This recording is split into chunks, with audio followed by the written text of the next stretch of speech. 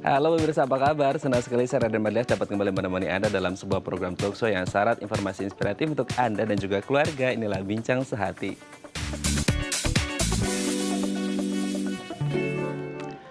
Ya pemirsa, pernah nggak Anda merasa tiba-tiba sesak nafas gitu ya, terus kemudian jantung berdetak lebih cepat, lemas, kebingungan, halusinasi, berkeringat, batuk, atau bahkan sampai ngerasa kayak dicekik gitu. Nah mungkin Anda mengalami hipoksia. Apa itu hipoksia? Nah ini yang kemudian saat ini sedang menjadi buah bibir oleh banyak masyarakat, yaitu tentang happy hipoksia. Apa pula itu happy hipoksia yang katanya bisa menjadi silent killer? Nah inilah topik yang akan kita bahas hari ini, yaitu waspada happy hipoksia. Nah kalau kita berbicara tentang hipoksia itu sendiri, ini erat kaitannya dengan darah. Nah sebelumnya kita akan membahas terlebih dahulu nih fun fact seputar darah. Kita lihat yang pertama. Katanya darah itu ada lebih banyak pada wanita hamil, dan kabarnya pada wanita hamil jumlah darah yang ada di manusia atau pada wanita hamil ini sendiri bisa 50% lebih banyak dibanding ketika dia tidak hamil atau pada manusia pada umumnya seperti itu. Nah apakah kemudian ini memang benar-benar terjadi pada wanita hamil ini jumlah darahnya? Karena mungkin ada dua orang gitu ya di tubuhnya, ada si ibu dan juga ada si janin atau si calon bayi ini sendiri, jadi jumlah darahnya bisa lebih banyak gitu ya. Oke, kita lanjut ke yang kedua. Rata-rata umur hidup manusia dari lahir sampai meninggal ini katanya ada darahnya jumlahnya sekitar 1,5 juta barel di tubuh manusia. Sebanyak itu, kita bayangin ada 1,5 juta barel darah dalam tubuh manusia dari dia mulai lahir sampai dia meninggal, rata-rata ya kurang lebih di usia 60-an tahun gitu ya. Nah apakah kemudian ini memang benar-benar sebanyak itu 1,5 juta barel? Nanti kita bahas ya. Oke, kita lanjut ke yang ketiga. Nah ini yang kemudian orang-orang timur biasanya selalu mengaitkan antara golongan darah dengan kepribadian seseorang. Ada yang bilang gini, kalau golongan darah O-nya, O itu orangnya aktif gitu kan. Atau kalau golongan darahnya AB orangnya pendiam. Nah apakah kemudian golongan-golongan darah ini bisa disejajarkan dengan kepribadian seseorang? Nanti kita akan bahas ya. Kita lanjut juga ke fun fact yang keempat. Mengalir sejauh 160.000 km. Pembuluh darah di tubuh manusia itu kabarnya panjangnya kurang lebih kalau di total sekitar 160.000 km. Dan kita bisa bayangin yaitu darah mengalir dalam tubuh kita sejauh 160.000 km. Sangat luar biasa panjang sekali ya. Kita juga lihat yang kelima, ternyata dari jantung dipompa ke paru-paru, ke organ-organ yang lainnya itu katanya bisa berputar kurang lebih sekitar 30 detik. Wah ini sangat luar biasa bagaimana kemudian darah mengalir dalam tubuh kita yang sejauh itu berputar selama kurang lebih 30 detik. Oke, itu tadi beberapa fakta menarik seputar darah. Nanti kami akan membahasnya secara langsung, tetap bersama kami di Bincang Sehati.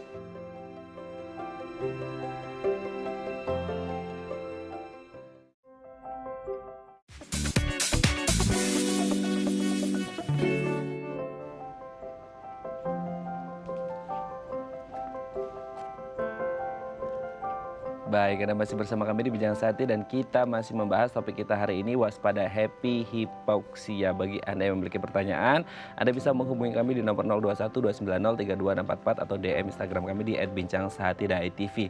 Dan telah hadir bersama kami di studio Bincang Sehati dengan Dr. Andi Nazarudin, SPP, spesialis paru dari Mayapada Hospital Tangerang. Selamat pagi Dok, apa kabar? Pagi. Selamat datang kembali di Bincang Sehati, Dr. Andi.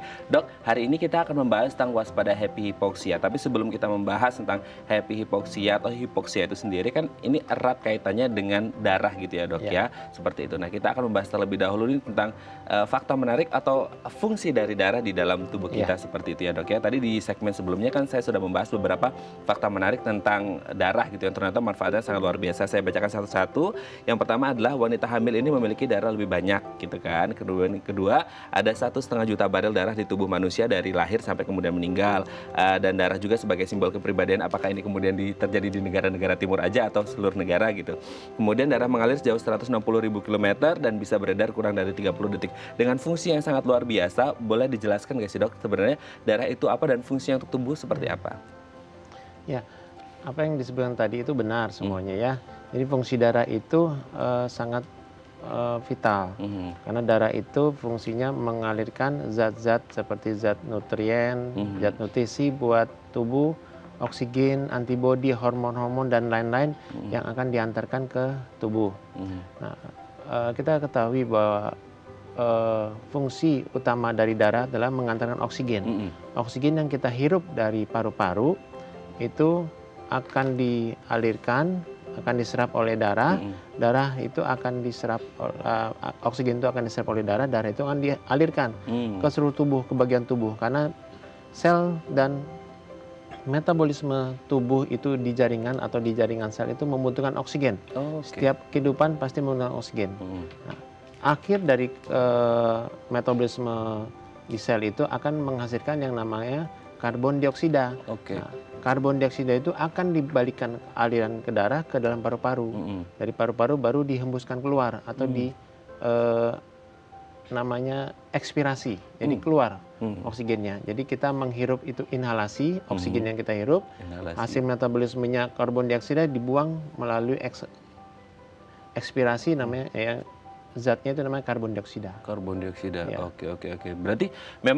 Berarti kan kalau kita sebagai orang awam kan tahunya ya darah itu ada di dalam tubuh kita, tapi mungkin kita tidak terlalu paham dengan fungsi darah itu sendiri. Yang kita tahu adalah oksigen ya cuman ngirup dari hidup untuk bernapas supaya kita tetap bisa bernyawa gitu, tetap bisa hidup. Tapi ternyata ada fungsi lebih dari darah, yaitu dia mengantarkan oksigen gitu ya, Dok ya. Mengantarkan oksigen. Ya, oksigen itu emang dalam bentuk udara, tapi kalau udah masuk dalam pembuluh darah itu diserap di dalam darah, sel darah merah. Dalam sel darah merah itu ada yang namanya hemoglobin.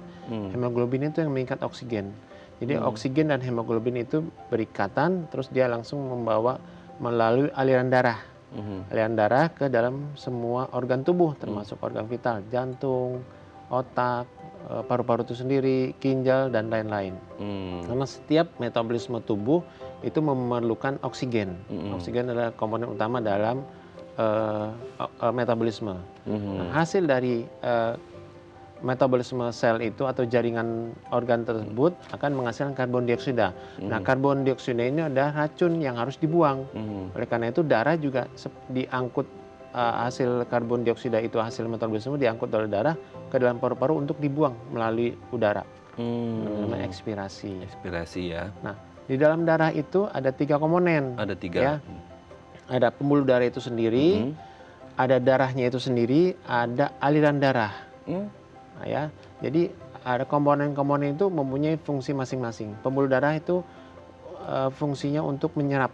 Jadi ada batasan seperti dinding, itu fungsinya untuk menyerapkan oksigen yang dari paru-paru itu menyeberang ke darah. Jadi harus melewati pembuluh darah. Nah, kalau ada kelainan di pembuluh darah itu pasti ada sesuatu kelainan pasti ada keluhan, pasti ada gejala hipoksia atau hipoksemia. Oke. Nah, itu satu, kelainan di pembuluh darah. Yang kedua, kelainan di darah itu sendiri. Ada banyak kelainan darah seperti anemia, seperti pengentalan darah dan lain-lain. Nah, kalau darah itu kental, otomatis oksigen yang diserap dari udara luar itu akan terganggu, akan berkurang sehingga kebutuhan oksigen untuk di organ itu akan berkurang sehingga akan bermanifestasi, akan mengurangi oksigen di dalam metabolisme organ dimanapun saja berada, itu akan mengganggu metabolisme. Kalau kelamaan akan terjadi gangguan di organ yang terdapat di situ. Misalnya pengentalan darahnya terjadinya di otak, itu akan terjadi sesuatu penyakit yang orang awam bilang stroke. Gitu. Kalau di jantung akan pengentalan darahnya akan terjadi yang dinamakan orang tuh penyakit jantung koroner yang bisa mati mendadak juga. Gitu. Banyak. Kalau di ginjal, pengentalan darahnya akan terganggu, aliran darah akan menyebabkan gagal ginjal. Itu satu, pembuluh darah. Kedua, pengentalan sama aliran darah. Aliran darah juga harus normal. Kalau aliran darahnya tersumbat, oleh karena apa? Oleh karena ada sumbatan, misalnya ada arteriosklerosis yang disebabkan oleh kolesterol atau penyebab-penyebab lain, itu juga aliran darahnya juga akan menyebabkan terhambat. Aliran darah terhambat juga akan mengganggu kebutuhan oksigen di organ. Jadi terlambat oksigennya, menghantarkan oksigen itu. Sama,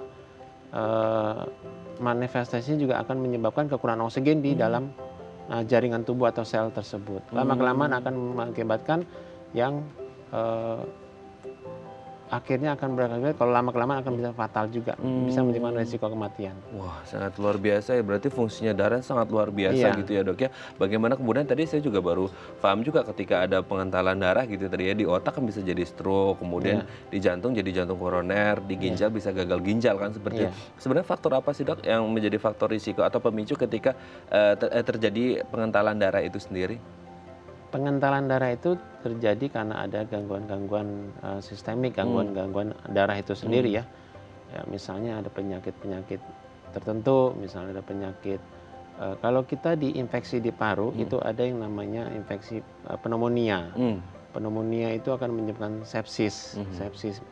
Karena pneumonia itu berhubungan dengan hipoksia ya, Iya. hipoksemia. Jadi kalau kita ada pneumonia, pneumonia akan menimbulkan inflamasi, inflamasi itu sendiri akan menyebabkan suatu reaksi imun yang menyebabkan matrik-matrik dari komponen dari inflamasi itu akan menyebabkan darah itu menjadi mengental. Oh, oke. Karena dari kompensasi tubuh itu darah bisa mengental dan mengencer tergantung kebutuhan. Oh, Gitu. bisa Kalau menyesuaikan gitu dok ya? bisa disesuaikan. Jadi ini ada penyakit yang dinamakan pengentalan itu lebih dominan. Hmm. Ya kan harusnya seimbang antara mengental dan mengencer. Karena pengentalan dominan jadi aliran darahnya agak terhambat. Kalau aliran darah terhambat itu ya akan menyebabkan tersumbatnya kebutuhan oksigen di dalam organ-organ tubuh tersebut yang mengakibatkan gejala di organ tersebut. Kalau misalnya ginjal tadi penyakit jantung koroner, di otak bisa menyebabkan stroke, Stroke ya. di ginjal menjadi gagal ginjal ya, di jantung menjadi jantung koroner itu yang Oke. bisa saya Oke. jelaskan. Ya. Tapi sebenarnya ketika tubuh bisa menyesuaikan tadi ya dok ya, ini yang menarik nih, darah ternyata bisa mencair atau bisa mengental gitu ya. Itu tergantung situasi kondisi ketika tubuh merespons yang terjadi pada organ tubuh atau gimana itu? Ya responnya kalau berlebihan dalam tubuh kayak reaksi inflamasi berlebihan dalam tubuh itu akan berlebihan juga terhadap darahnya itu sendiri. Makanya terjadi kelainan-kelainan atau bukan normal ya jadi kelainan abnormal. Itu bisa disebabkan oleh penyakit-penyakit tertentu. Kalau dari paru infeksi ya dari pneumonia itu sendiri. Pneumonia itu sendiri bisa menyebabkan inflamasi yang berlebihan. Contohnya pada pasien COVID-19 itu bisa menyebabkan inflamasi dalam paru itu sendiri yang luas. Terjadi pneumonia merespon imunnya terbentuk sehingga menyebabkan darah juga akan merespon mengental. Nah itu ntar terjadi kesananya jadi hipoksemia. Jadi kekurangan kadar oksigen di dalam darah oleh karena ada penyakit, ada kelainan di dalam darah tersebut. Berarti pada pasien COVID-19 saat ini sebenarnya kalau ditelisik lebih mendalam, ternyata salah satu mungkin gejala atau faktor risiko yang terjadi adalah ketika ada gangguan di darahnya ya dok ya? Iya, di dalam darah karena terlalu berlebihan reaksi imun yang di dalam tubuh respon. Ya karena akibat COVID ini responnya terlalu berlebihan. Nah dia merespon juga ke dalam darah imunnya. Nah dalam darah terbentuklah suatu mekanisme pengentalan darah.